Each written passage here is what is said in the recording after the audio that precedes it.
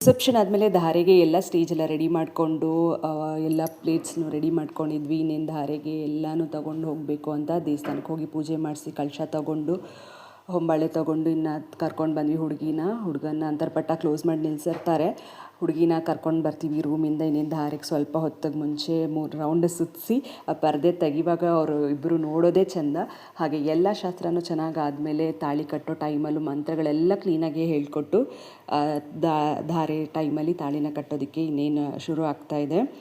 ಇದಾದಮೇಲೂ ನಾವು ಎಲ್ಲ ಕಾತರದಿಂದ ಕಾಯ್ತಾಯಿದ್ವಿ. ನನಗಂತೂ ತುಂಬಾ ಅಳು ಬರ್ತಿತ್ತು. ಅವಳಂತೂ ಬಿಟ್ಟು ಹೊಟ್ಟೋಗ್ತಾಳೆ ಅಮ್ಮನ ಮನೇನ ಅಂತಂತ. ಅದಾದಮೇಲೆ ನನಗಂತೂ ಸಮಾಧಾನ ಮಾಡಿಕೊಂಡು ಆಮೇಲೆ ಮನೆಯವರೆಲ್ಲರೂ ಸಮಾಧಾನ ಮಾಡಿಸಿದ್ರು.